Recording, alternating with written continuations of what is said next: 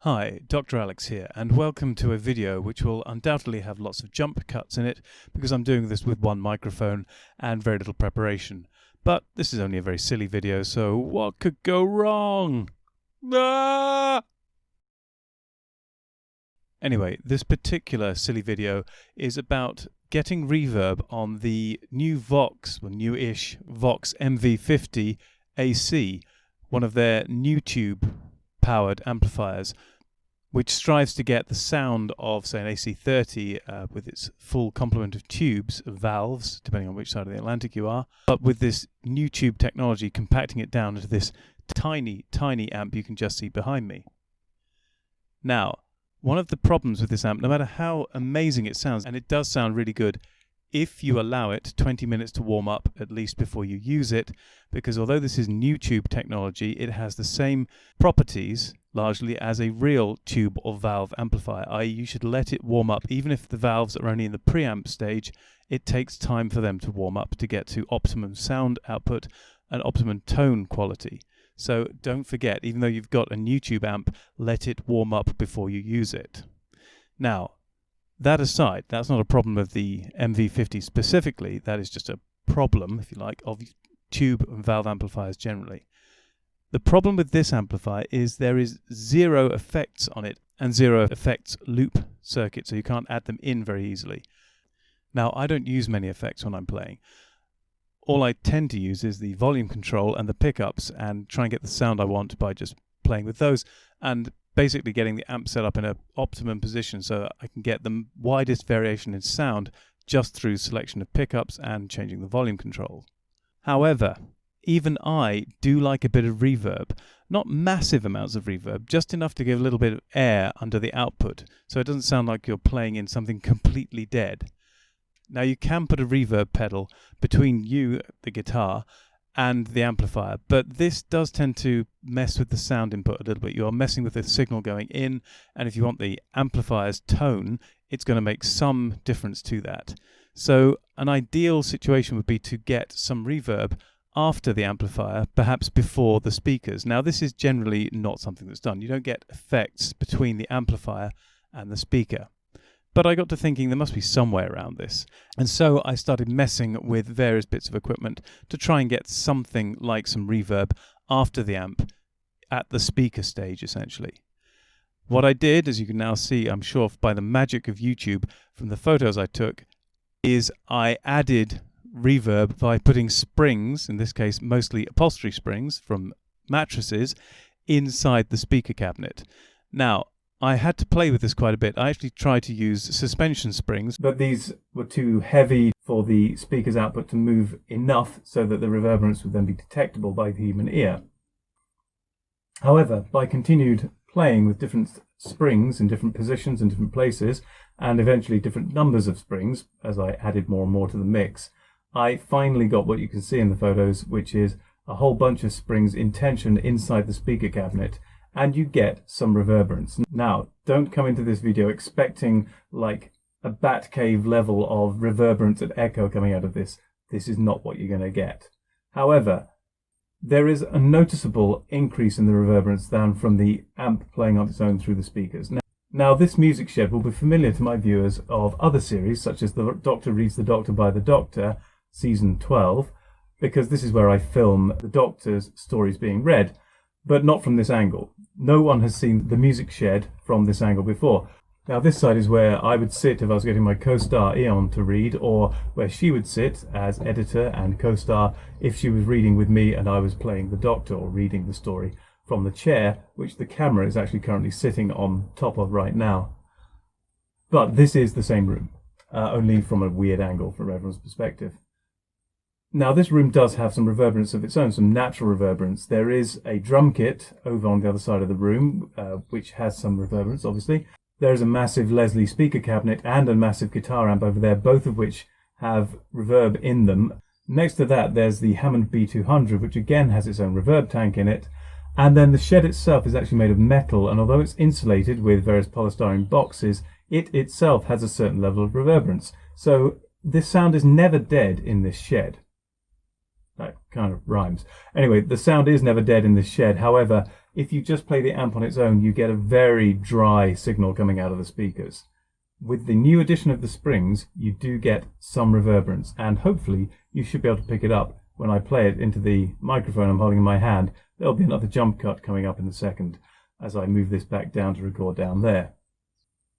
Now, the guitar I'm using will be featured in the magnificent musical mayhem of the Marlin Museum series eventually. This is one of the last Marlins I bought and was always designed to be the shed guitar, the one that I'd leave in the shed and practice with, but if I didn't want to take a better guitar down to the shed. As you can probably tell from my tone, this is not my favorite guitar. Until recently, this was very much my least favorite guitar because it was never quite set up the way I wanted it to be. It was supposed to mimic my favorite guitar, my black Marlin Sidewinder, but it never was quite set up properly by me, and it had various weirdnesses that I had to work through. And in fact, only in the last few days have I got this anywhere near close to the black Marlin. So I'm trying it out now, but with no real pressure, because this guitar is already one I don't like very much, and this is a very silly thing I'm demonstrating, my reverb inside the speakers. But if you want to try this, you can now hear how it sounds, and you will hear the reverberance, and it is not due to the shed and the surrounds. What you will be picking up is mostly from this microphone, and it will be close to the speaker, so the reverb you'll hear is the speaker's reverb. As I say, it will not be a lot of reverb, but it's more than enough to give you a less than dry signal, and for my purposes it's exactly the right level that I want in terms of reverb. I just want to have some texture to the sound, but I don't want so much reverb that it covers all my mistakes, because I am proud of my mistakes. I wear my mistakes like a badge of honor. I want my mistakes to be loud and proud. In fact, well, they'll certainly be loud. Proud, I'm not so sure. Anyway, I don't care about trying to cover my mistakes with a load of reverb and a load of delay. That would be even better at covering it, really. But no, I just want a little bit of air under the tone. So that's what we're trying to get here. Whether you want to do this or not is up to you. I do it at your own risk. I would say I'm patenting this idea, but that's way too expensive. But this is my idea of reverb in the speakers using upholstery springs or mattress springs stuffed in tension into various crevices inside the speaker.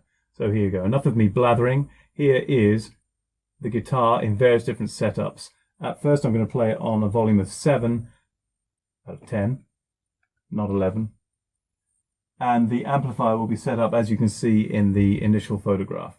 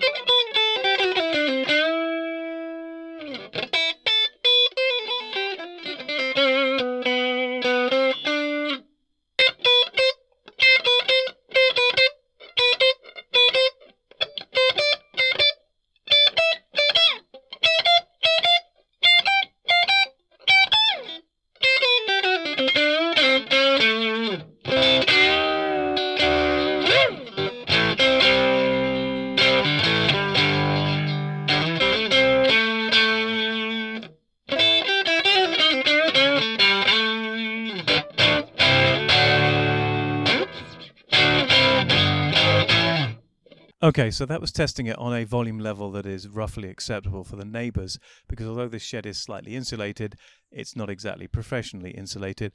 Now I'm going to turn the amp up by a tiny fraction. In fact, on the previous picture, there's a little dot where the volume was set before.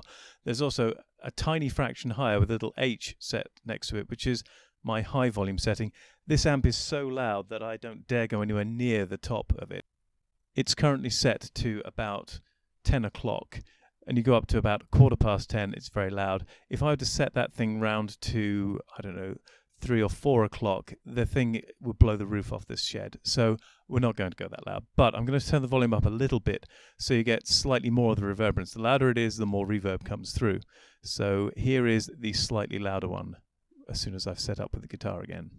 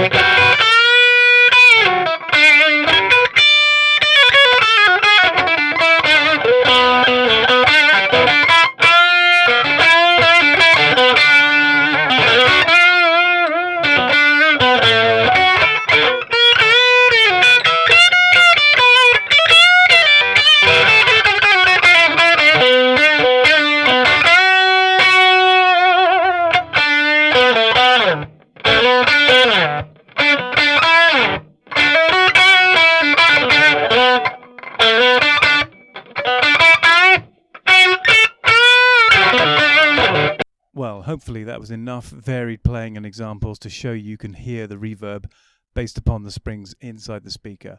So if you don't want a huge amount of reverb and you don't worry about having no real tunability in the reverb and just want to carry the same amount of reverb around with you in the same cabinet all the time, then this is my patented, well, not really patented because you can't patent this stuff, but my copyrighted, my amazing sticking the springs inside the speaker reverb to get reverb after the Vox MV50 amplifier, which of course is lacking in reverb. Well, I hope you found this video at least entertaining and maybe even informative, and I look forward to seeing you in the next video, whether that's another Marvelous Musical Mayhem or a Doctor Reads the Doctor episode. Whichever video you happen to stumble upon, I hope to see you soon. And with that, to all my listeners and viewers, take care.